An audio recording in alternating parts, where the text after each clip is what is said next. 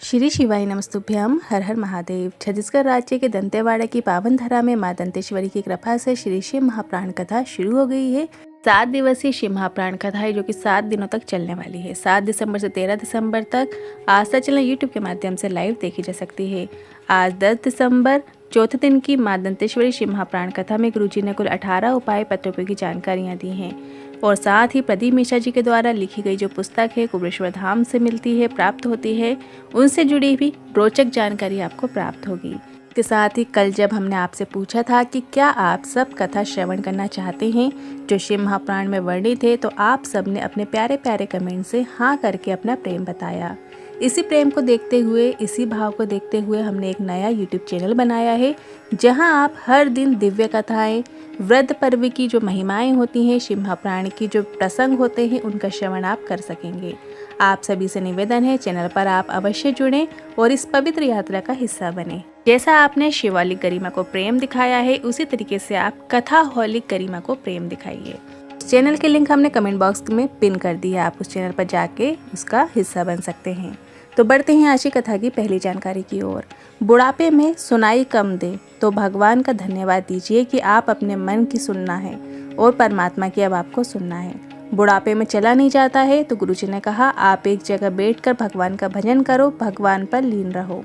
बुढ़ापे में हाथ कांपने लगते हैं तो आप भगवान का नाम लें। नाम लेते लेते, माला जपते जपते यदि 2 गुड़िया भी यदि आपका खिसक जाता है तो उसे भी भगवान स्वीकार कर लेते हैं। बढ़ते हैं आज की कथा की दूसरी जानकारी की ओर। गुरुजी ने कहा 2 देव ऐसे हैं जिन्हें बेर अत्यंत प्रिय है। एक है देवाधिदेव महादेव और एक है भगवान राम को। बढ़ते हैं आज की कथा की तीसरी जानकारी की ओर। आज भी कहा जाता है शिवरात्रि के दिन अगर शिवलिंग पर बेर अर्पित करके यदि उस बेर को खाया जाता है तो दमे और स्वास्थ्य से जुड़ी हुई जो समस्याएं होती हैं उनमें लाभ देखने को मिलता है। शिवरात्रि के दिन जो बेर आते हैं मार्केट में, आप बेर थोड़े से ले लीजिए। उससे जुड़े भी गुरुजी ने कई उपाय बताए हैं, 14 बेर वाले उपाय भी बताए हैं। वो सभी जब शिवरात्रि का पर्व आएगा तो उसमें हम जरूर शेयर करेंगे। आज की कथा में पर गुरुजी ने बताए हैं कि जो देवाधिदेव महादेव हैं और राम जी हैं, इनको बेर पसंद है। तो शिवरात्रि के दिन जब भी शिवरात्रि आती है उस दिन आप शिवलिंग पे बेर अर्पित करके यदि हम उस बेर को खा लेते हैं, मतलब चढ़ाने के बाद उसे औषधि रूप में हम स्वीकार करके जब हम उस बेर को खा लेते हैं तो हमें जो दमे से जुड़ी हुई शिकायत चल रही होती है या स्वास्थ्य से जुड़ी हुई जो भी समस्याएं चल रही होती हैं उसमें आपको लाभ देखने को मिलता है। बढ़ते हैं अगली चौथी जानकारी की ओर। गुरुजी ने कहा जिस व्यक्ति को चलने में हाफड़ी भरती है, सांस फूल जाती है, बात करते करते हाफने लगते हैं, तो शिवरात्रि के दिन एक बेर को शिवलिंग पे अर्पित करके औषधि रूप में प्राप्त करके उसको खा लेना चाहिए। उसकी सांस फूलना बंद हो जाती है। ये उपाय आप डॉक्टर की दवाइयों के साथ साथ एक बार जरूर करके देखिएगा। उपाय गुरुजी ने शिवरात्रि के दिन करने को कहा है। अभी इस महीने में जो शिवरात्रि आ रही है, यदि आपको बेर मिल जाते हैं तो आप ये उपाय कर सकते हैं दमे से जुड़ी हुई बीमारियों के लिए। बढ़ते हैं अगली 5वीं जानकारी की ओर। गुरुजी ने कहा शिव को बेलपत्र क्यों चढ़ाया जाता है? क्या शिव को प्रिय है इसलिए या माता पार्वती का रूप है इसलिए? फिर गुरुजी ने कहा कि माता लक्ष्मी का रूप है इसलिए या जंगल में शिव रहते हैं इसलिए? जानकारी आज के पहले कभी गुरुजी ने नहीं बताई है। शिव पर बेलपत्र क्यों प्रिय है, शिव को बेलपत्र हम क्यों चढ़ाते हैं? शिव को बेलपत्र हम इसलिए चढ़ाते हैं ताकि हमें हमारी बात शिव को कहने की आवश्यकता ना हो। हम तो सिर्फ एक बेलपत्र को जब शिवलिंग पे अर्पित कर देते हैं तो शिव हमारे घर की दशा पहचान जाते हैं, हमारे मन के भाव को समझ जाते हैं और हमारी झोली भर देते हैं। बढ़ते हैं आज की कथा की 6वीं जानकारी की ओर। स्वयं शिव ने पार्वती से कहा है जब कोई शिव जी को जल अर्पित करता है तो जब धीरे धीरे जल की धार जब शिव को समर्पित होती है तो आप कुछ कहो या ना कहो पर आपके घर की दशा और आपके मन की बात शिवता ही समझ जाते हैं, ये निश्चितता है। बढ़ते हैं आज की कथा की 7वीं जानकारी की ओर। गुरुजी ने कहा पहले भी कहा है आज फिर कहते हैं शिव पर 1 लोटा जल नहीं चढ़ा सकते, बेलपत्र नहीं चढ़ा सकते, मंदिर में जाकर 3 बार ताली बजा दो, ये तो आप कर ही सकते हो। वो भी नहीं कर सकते तो मंदिर के सामने से निकलते समय शिखर के दर्शन करते हुए चले जाओ। मतलब जो शिखर होता है, जहाँ शिवालय होता है, शिव मंदिर के ऊपर जो एक गुम्बज लगा होता है ऊपर, आपको उसके दर्शन ज़रूर करना चाहिए। या फिर वो भी नहीं कर सकते हो तो शिव को मुस्कुराते हुए देखकर ही चले जाओ। जहाँ शिवालय है वहाँ से स्माइल करके शिव का नाम स्मरण करते हुए ही चले जाओ, इतना तो आप कर ही सकते हो। बढ़ते हैं आज की कथा की 8वीं जानकारी की ओर। जो शिव का नाम लेना शुरू कर देता है, जो शिव का भजन करना शुरू कर देता है, जो शिव का मंत्र जाप करना शुरू कर देता है उसकी वाणी शिव की वाणी हो जाती है। बढ़ते हैं आज की कथा की 9वीं जानकारी की ओर। गुरुजी ने कहा, खूब पढ़ो, खूब आगे बढ़ो, खूब बड़े पद पे जाओ, पर ईश्वर को मत भूलो। कोई तुम्हें बोले ईश्वर नहीं है, पूजन मत करो, उनकी बातों पर बिल्कुल ध्यान मत देना। सूखी रोटी खा लेना पर दूसरे धर्म में मत जाना। बढ़ते हैं आज की कथा की 10वीं जानकारी की ओर। गुरुजी ने कहा कि कुबरेश्वर धाम की पार्किंग फ्री है, कुबरेश्वर धाम में रुकना फ्री है, कुबरेश्वर धाम में भोजन व्यवस्था फ्री है, कुबरेश्वर धाम में सब कुछ फ्री है। बढ़ते हैं अगली 11वीं जानकारी की ओर। शिव महापुराण में पहले दिन की कथा में गुरुजी ने कुछ विशेष उपायों की जानकारी दी थी, जो कि इस प्रकार है।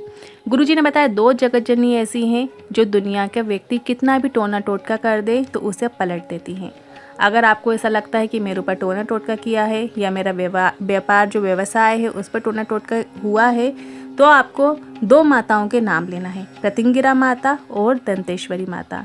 ये 2 माता ऐसी हैं, कितना ही टोना टोटका यदि आपके ऊपर हुआ है तो वो काटने की सामर्थ्य रखती हैं। इनका वर्णन देवी भागवत में, काली पुराण में और अथर्ववेद में भी वर्णन देखने को मिलता है। इन दोनों माता का नाम स्मरण करते हुए शिवलिंग पे जो माता अशोक सुंदरी का स्थान आपने देखा है, जलाधारी में जो बीच में मोटी लाइन होती है वो माता अशोक सुंदरी का स्थान है, उस पे जल अर्पित कर दिया जाए और प्रतिंगिरा माता और दंतेश्वरी माता का नाम लेकर जल अर्पित करते हैं तो आज हमारे ऊपर किसी ने कोई भी तंत्र विद्या क्यों ना कर दी हो, वो 2 मिनट में कट के गिर जाती है। ये उपाय आप कल 11 दिसंबर गुरुवार के दिन भी कर सकते हैं। अब बढ़ते हैं, जो गुरुजी ने दूसरा उपाय बताया था वो इस प्रकार है। ऐसी नारियां जिनके गर्भ से जुड़ी हुई समस्याएं चल रही होती हैं या रजोधर्म से जुड़ी हुई समस्याएं हैं, रजोधर्म के समय तकलीफ रहती है, इस तरीके से जुड़ी हुई कोई भी समस्याएं हैं, कैसी भी समस्याएं हैं, चाहे समय पे नियमित रूप से रजोधर्म नहीं होता हो या फिर गर्भ से जुड़ी हुई किसी भी प्रकार की यदि समस्या है, तो इन 2 माताओं के नाम लिए जाते हैं, प्रतिंगिरा माता और दंतेश्वरी माता। ये नाम बहुत लाभदायक हैं।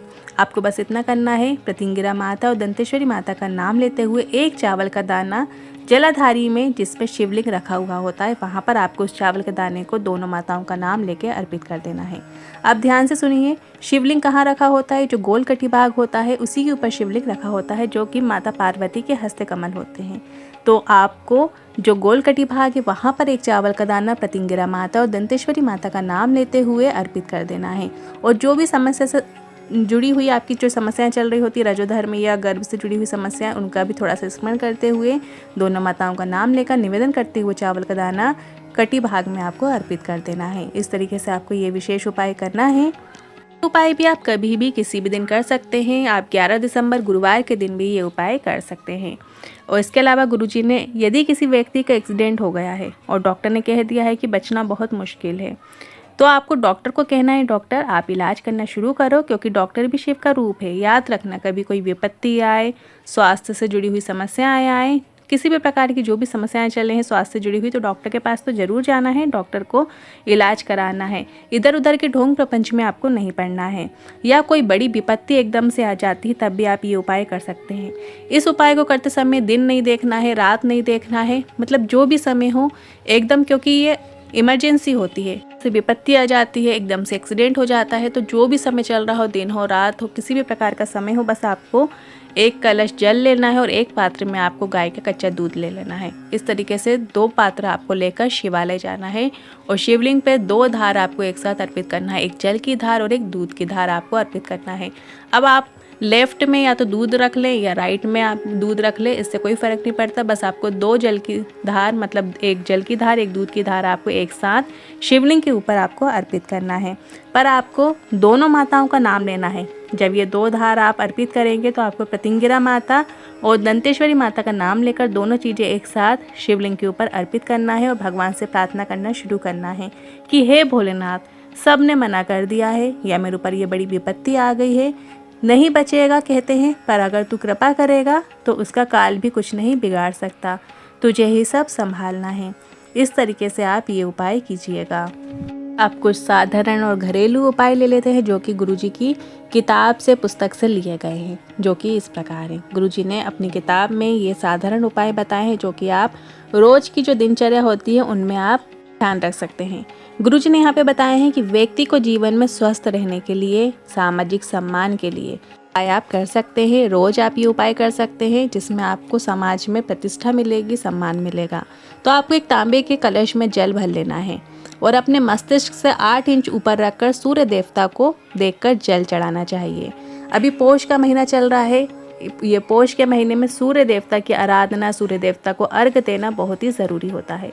तो आपको सामाजिक प्रतिष्ठा के लिए, जीवन में स्वस्थ रहने के लिए आप ये ज़रूर करें। तो आप सूर्य देवता को जल चढ़ाएं, तांबे के कलश में जल भर लीजिए और सूर्य देवता को जब आप जल चढ़ाएं तो अपने मस्तिष्क से 8 इंच ऊपर रखकर सूर्य देवता को जल चढ़ाएं। सूर्य को जल देते समय सूर्य की जो किरणें हैं शरीर पर पड़ना चाहिए और जो जल की धार है उसमें से आपको सूर्य देवता के दर्शन करना है, सूर्य नारायण के दर्शन करना चाहिए। इससे व्यक्ति के चेहरे का तेज बढ़ता है और उसकी बात का वजन बढ़ता है। मतलब जब आप कोई बातचीत करते हैं तो आप में एक अलग ही अनुभव देखने को मिलता है, आप में एक अलग ही वजन देखने को मिलता है। आपकी बात फिर कोई काट भी नहीं सकता। लेकिन इस बात का विशेष ध्यान रखना चाहिए कि जल तांबे के लोटे में ही भरा जाए, स्टील या चांदी के लोटे में नहीं होना चाहिए। आपको तांबे के लोटे से ही जल सूर्य नारायण को अर्घ देना है, अर्पित करना है। इस तरीके से गुरुजी ने साधारण उपायों में इस उपाय को शामिल किया है। दूसरा गुरुजी ने बताया है कि महीने जो मासिक शिवरात्रि आती है, हर महीने जो प्रदोष आता है। अब प्रदोष तो हर महीने 2 आते हैं, एक शुक्ल पक्ष के आते हैं, कृष्ण पक्ष के आते हैं। अभी जो आने वाला प्रदोष भी आएगा, अभी मासिक शिवरात्रि आने वाली है। तो गुरुजी ने बताया है कि जो शिवलिंग का अशोक सुंदरी वाली जगह होती है, आपको तो सभी को पता है ये चीज़ कि शिवलिंग जहाँ पे विराजमान होते हैं वहाँ जो अशोक सुंदरी माता का स्थान है, जलाधारी में जो बीच में मोटी लाइन है वो अशोक सुंदरी वाली जगह होती है। तो वहाँ पर आपको 108 चावल के दाने अर्पित करना चाहिए। इससे हमें अच्छे फलों की प्राप्ति होती है, शुभ फलों की प्राप्ति होती है। अब ये उपाय आप मासिक शिवरात्रि पे करें या फिर प्रदोष के दिन करें, दोनों में से किसी भी एक दिन आप ये उपाय कर सकते हैं। सिर्फ और सिर्फ आपको 108 चावल के दाने अशोक सुंदरी माता के स्थान पे आपको अर्पित करना है। यहाँ पर आपको पूर्ण चावल के दाने ही लेना है, कहीं से टूटे हुए नहीं होना चाहिए, चावल के दाने पूर्ण होना चाहिए। ऐसे 108 चावल के दाने आपको अर्पित करना है। फिर शास्त्र के अनुसार गुरुजी ने बताए हैं कि छाता हुआ, एक मांग का टीका हुआ, चप्पल हुआ, ना तो किसी से मांगना चाहिए और ना ही किसी के प्रयोग में लाना चाहिए। यदि किसी की चप्पल रखी हुई होती है तो आपको ना ही मांगना है और ना ही उसका प्रयोग करना है कि ये हमें दे दो, हम यहाँ से आ रहे हैं अभी थोड़ी देर के लिए, ऐसा नहीं करना है। छाता और चप्पल तो हमेशा किसी ज़रूरतमंद, किसी ब्राह्मण और किसी भी प्रभावित व्यक्ति को दान करना चाहिए। इससे हमारे जीवन में दुख और कष्ट कम होते हैं। जब भी आपको ऐसा लगे कि हमारे जीवन में दुख चल रहे हैं, तकलीफ चल रही है, कष्ट चल रहे हैं, तो ऐसे में आपको किसी ज़रूरतमंद को चप्पल और छाता ज़रूर आपको दान करना चाहिए, यहाँ पे गुरुजी ने बताए हैं। इसके अलावा गुरुजी ने बताया है कि घर परिवार में बड़े बुजुर्गों को इस विशेष बात का ध्यान रखना चाहिए, जो उनका ज्येष्ठ पुत्र होता है, मतलब जो बड़ा पुत्र होता है, उसका नाम नहीं लेना चाहिए। अगर हम ज्येष्ठ पुत्र का नाम बार बार लेते हैं तो ज्येष्ठ पुत्र को 3 दुख से गुजरना पड़ेगा, तन, मन एवं धन। तीनों चीज़ से उस ज्येष्ठ पुत्र को गुजरना पड़ता है। इस तरह बड़ी बेटी का नाम आपको लिया जा सकता है। यदि घर में सबसे बड़ी बेटी है तो उसका आप नाम ले सकते हैं, पर यदि सबसे बड़ा पुत्र है, बेटा है, तो उसका आपको नाम नहीं लेना है। आप किसी और नाम से संबोधन कर सकते हैं, पर जो उसका मेन नाम है वो आपको नहीं लेना चाहिए, नहीं तो उसको इन 3 चीज़ों से गुजरना पड़ता है, 3 दुख से उसे गुजरना पड़ता है। तन से भी दुखी रहता है वो, मन से भी दुखी रहता है और धन से भी वो दुखी रहता है। तो अपने बेटे का, जो बड़ा बेटा है, उसका नाम आपको बार बार नहीं लेना चाहिए। 5वीं जो साधारण उपाय गुरुजी ने बताया है कि घर में जब भी हम दीपक लगाएं तो ज़्यादा संख्या में दीपक नहीं लगाएं। मतलब ज़्यादा संख्या में, मतलब कि यहाँ पे गुरुजी का मतलब है कि बहुत सारे दिए को आपको प्रयोग नहीं करना है कि आज ये दिया प्रयोग में ला लिया, कल दूसरा ले लिया, ऐसा नहीं करना है। आपको कोशिश करना है कि दिए को कभी भी बार बार ना बदलें। हम पूजा में चाहे तांबे के दिए का उपयोग करते हों, चाहे चांदी के दिए का उपयोग करते हो, या स्टील के दिए का उपयोग करते हो, चाहे पीतल के दिए का उपयोग करते हो, हमें ये ध्यान रखना चाहिए कि इन दिए को आपको बार बार नहीं बदलना है। एक ही दिए का आपको बार बार उपयोग करना है। जैसे हम 1 दिया लगाते हैं या 2 दिया लगाते हैं, वही 2 दिया आपको रोज़ लगाना है, चेंज नहीं करना है। वही दिए को धोकर, मांज कर, फिर उसको आपको अगले दिन पूजा में फिर से वही 2 दिए आपको प्रज्वलित करना है। ऐसा नहीं है कि 2 दिए रखे हुए हैं फिर अगले दिन किसी नए दूसरे 2 दिए आपने लगा दिए, ऐसा नहीं करना है। वही दिए का आपको प्रयोग करना है। यदि हम एक ही दिए का बार बार उपयोग करते हैं, रोज़ हम वही दिया पूजा में प्रज्वलित करते हैं, तो उससे घर में धन संपदा बढ़ती है और किसी भी प्रकार की कोई दिक्कत नहीं होती है। इसके बाद गुरुजी ने एक बहुत ही अच्छा उपाय बताया है जो कि विशेष कार्य के लिए किया जाता है। अगर किसी व्यक्ति का कोई विशेष कार्य अटक रहा है, सरकारी कार्यालय में लंबे समय से कोई कार्य नहीं हो रहा है, किसी व्यक्ति का विशेष से संबंधित कोई काम अटका हुआ है, या फिर व्यापार में कोई बड़ा भुगतान लंबे समय से पेंडिंग है। किसी भी प्रकार की समस्या के निवारण के लिए, कार्य के निवारण के लिए, कार्य सिद्धि के लिए आप ये उपाय करें।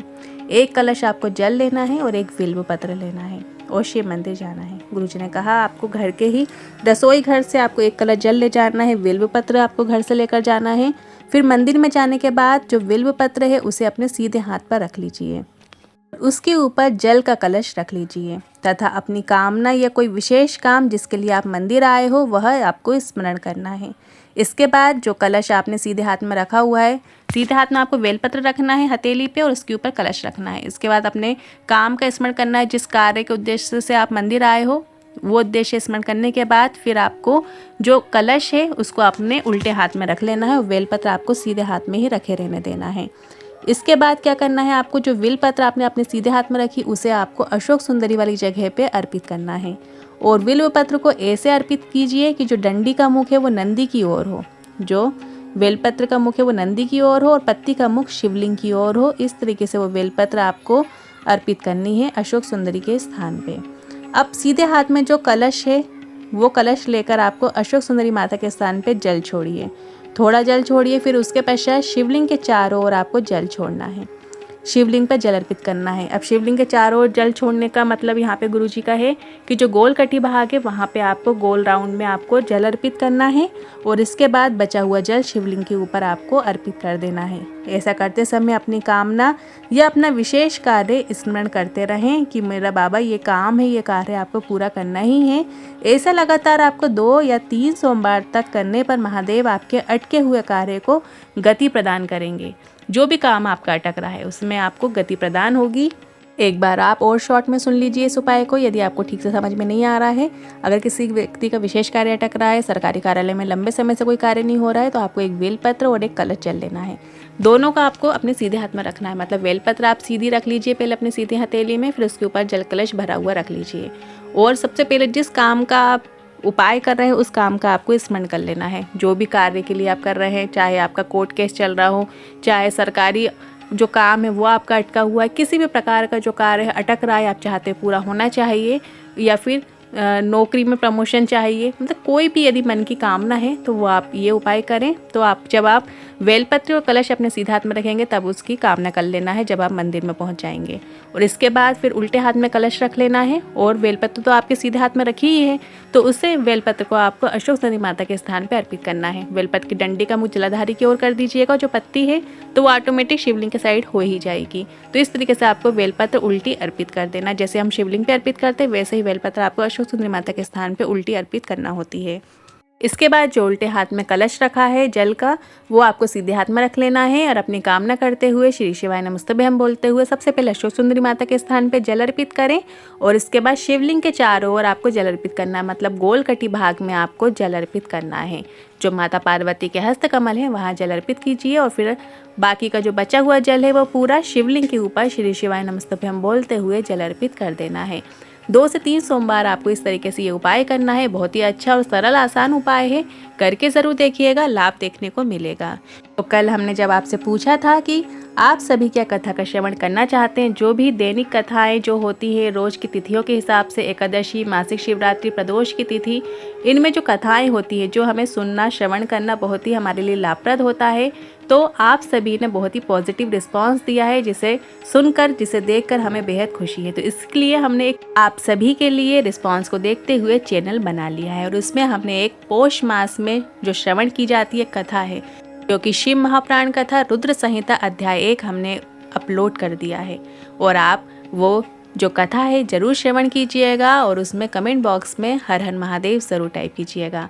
और कथा सुनकर आपको कैसा लगेगा वो भी आप वहाँ पे अपनी प्रतिक्रिया ज़रूर दीजिएगा। और जो चैनल की लिंक है हमने कमेंट बॉक्स में पिन कर दी, आप उस लिंक के माध्यम से चैनल पे जा सकते हैं, कथा का श्रवण कर सकते हैं और अपना प्रेम उसमें दिखा सकते हैं। जैसा कि आपने शिवालिक गरिमा को प्रेम दिखाया, उसी तरीके से आप कथा हॉलिक गरिमा को भी अपना प्रेम दिखाइए। और कंटेंट आपको, कथा आपको कैसी लगी है वो ज़रूर बताइएगा, ताकि अगर उसमें कोई हमसे भूल चूक हुई है तो हम उसमें सुधार ला सकें और आगे आपको और अच्छी तरीके से कथा को हम सुना सकें। तो ज़रूर अपना रिस्पॉन्स कीजिएगा। आज की वीडियो से संबंधित मन में कोई सवाल है, क्वेश्चन है, या फिर जो उपाय हमने दोनों माताओं के बताए हैं, प्रतिंगिरा माता और दंतेश्वरी माता के उपाय बताए हैं, या फिर जो गुरुजी की किताब है, पुस्तक है, उससे जुड़े जो हमने उपाय दी है, जानकारी आपको बताई, उससे जुड़े मन में सवाल है, क्वेश्चन है, तो आप ज़रूर पूछें। हर हर महादेव। श्री शिवाय नमस्तुभ्यम।